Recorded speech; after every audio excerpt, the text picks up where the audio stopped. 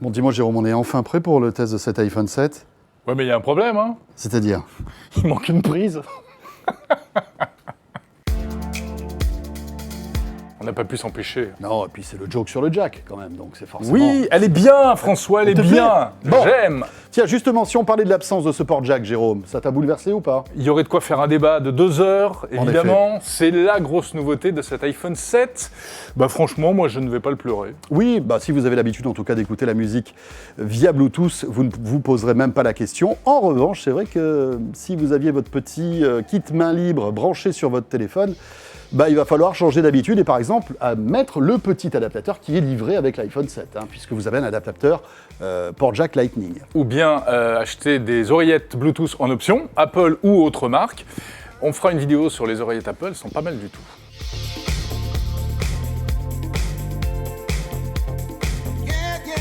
Et on commence le tour du propriétaire de cet iPhone 7 par son design qui, il est vrai, n'est pas révolutionnaire. De dos vu de loin, on dirait un iPhone 6S. Oui, mais enfin, quand on s'approche, eh ben, c'est pas la même chose, puisque cette fois, le dos est entièrement lisse, disparition des 2 traits en haut et en bas qu'on avait sur le précédent modèle. C'était les antennes radio, vous le savez, ils ont réussi à les dissimuler, cette fois, un peu, on les aperçoit sur les côtés, mais enfin, c'est joli. On peut aussi différencier ces nouveaux iPhone 7 avec de nouvelles couleurs, comme par exemple ce fameux noir 2G, qui est superbe, franchement, les finitions sont magnifiques. Le problème, Jérôme, c'est qu'à mon avis, les traces de doigts là-dessus, ça va être un carnage. Et je suis d'accord avec toi, les traces de doigts, c'est une horreur. Et puis en plus, moi, je ne suis pas convaincu.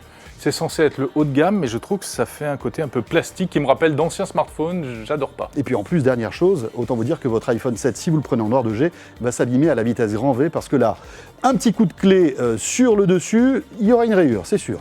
L'une des grosses nouveautés aussi de cet iPhone 7, c'est le bouton Home qui disparaît. Enfin, qui disparaît, pas tout à fait. C'est-à-dire qu'il n'est plus physique. Lorsque vous allez appuyer dessus, vous n'allez pas le sentir. Quoique vous allez quand même le sentir, parce qu'il y a ce fameux retour haptique, Jérôme. Ouais, alors moi j'adore ça. C'est le même système que sur le pavé tactile de la dernière génération d'ordinateurs d'Apple, des MacBooks. C'est un clic simulé, en fait, grâce à un petit moteur haptique, c'est-à-dire une espèce de petit machin qui vibre à l'intérieur. Vous pouvez d'ailleurs régler le niveau de vibration, d'intensité. C'est très agréable, c'est très moderne. En fait, on a l'impression que c'est toute la partie inférieure qui vibre. Oui, tout à fait. Et moi, je peux te parier que la prochaine génération d'iPhone ou les suivantes, c'est tout l'écran qui vibrera. C'est clair. Et il y a d'ailleurs certaines fonctionnalités qui bénéficient de ce retour haptique. Quand, par exemple, vous réglez le réveil, eh bien, lorsque vous faites défiler la petite horloge, eh bien, vous sentez à chaque fois que vous bougez d'un cran une petite vibration. C'est plutôt réussi. C'est très moderne, c'est très élégant.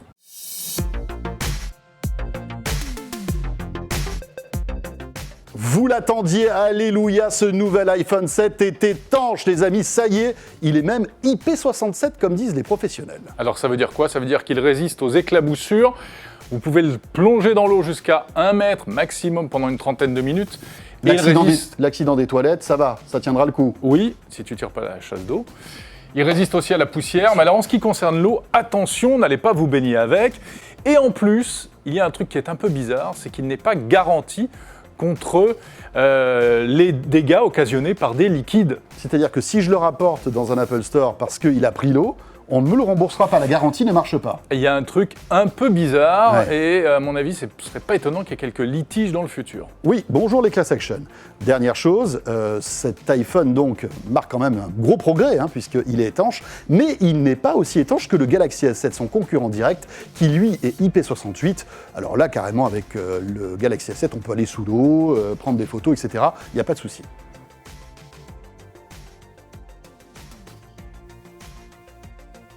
Bon, et en ce qui concerne ce qu'on attend le plus de la part d'un smartphone, la puissance et l'autonomie, François? Eh bien, tu sais quoi, Jérôme, c'est pas mal du tout. Pierre Fontaine de la rédaction de ZeroNet nous confirme ça tout de suite.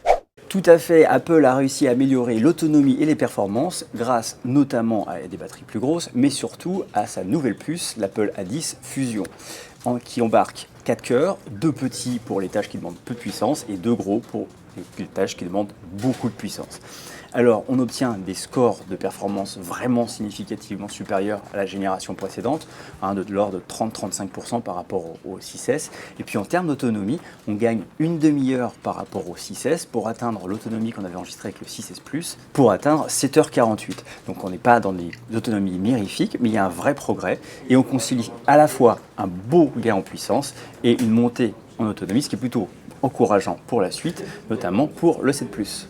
Voilà, plus de précisions évidemment à lire sur 01net.com.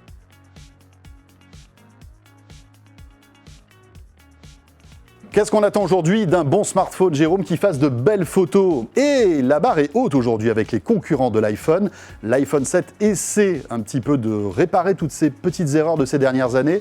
Cet iPhone 7 a toujours un capteur de 12 mégapixels, hein, ça ne bouge pas. Mais qui a été amélioré néanmoins, et surtout il l'ouvre à 1.8, c'est-à-dire qu'il y a plus de lumière qui va pouvoir entrer, et on va tout de suite voir le bénéfice, notamment sur les photos en basse luminosité. Alors qu'avant il ouvrait à 2.2, donc il y a une vraie progression. La stabilisation optique arrive aussi sur l'iPhone 7. Rappelez-vous, avant sur l'iPhone 6 et 6S, c'était réservé qu'aux grands modèles. Là, l'iPhone 7 aura donc la stabilisation optique qui permet de faire des vidéos beaucoup plus stables, bien sûr, mais de faire de plus belles photos, surtout en basse luminosité. Au niveau design, regardez au dos de l'appareil, l'objectif est un petit peu plus large, logique. Pour laisser passer la lumière, bien sûr. Mais il est un peu moins proéminent. Bon, on le voit quand même encore un peu, j'espère qu'ils feront mieux la prochaine fois. Et côté caméra selfie, là, la nouveauté, c'est qu'on passe de 5 mégapixels à 7 mégas. On aura donc des selfies qui commencent à être sympathiques. Et regardez, même en basse luminosité, on gagne peut-être un petit peu plus de netteté par rapport au 6 Plus ici. Et puis bien sûr, sur 01net TV, on est en train de vous préparer une vidéo complète sur les qualités des appareils photo de l'iPhone 7, mais aussi de l'iPhone 7 Plus à suivre. Et oui, avec deux objectifs. Bon, cet iPhone se décline en 3 versions, 32, 128 et 256 Go. Et alors... merci, alors juste une chose, merci à Apple quand même d'avoir abandonné le 16 Go. Comme ça c'est bien, bravo encore à eux. 769 à 989 €, prix catalogue. Et le verdict de la rédaction de 01net TV concernant cet iPhone 7, on aime bien, bien évidemment. En revanche, ce n'est pas une révolution, c'est une évolution cet iPhone 7. Oui, mais il n'y a plus vraiment de révolution, en tout cas en ce moment en matière de smartphone, François. En fait, c'est toujours pareil, si vous possédez la version juste avant, donc le 6S, le gap n'est pas franchement énorme avec ce nouveau modèle, mais si vous avez un iPhone beaucoup plus ancien, là, la question peut se poser. Effectivement. À noter que l'année prochaine devrait sortir l'iPhone de rupture, puisqu'on fêtera les 10 ans de l'iPhone, et là, peut-être qu'on aura de vraies révolutions. On se retrouve prochainement dans une autre vidéo pour parler en détail du grand modèle, le 7 Plus. Et surtout, si vous nous regardez sur YouTube, sur votre mobile, nouvelle fonctionnalité, vous pouvez maintenant cliquer sur la vidéo ici pour vous abonner à la page de 01net TV. On compte sur vous. À très vite.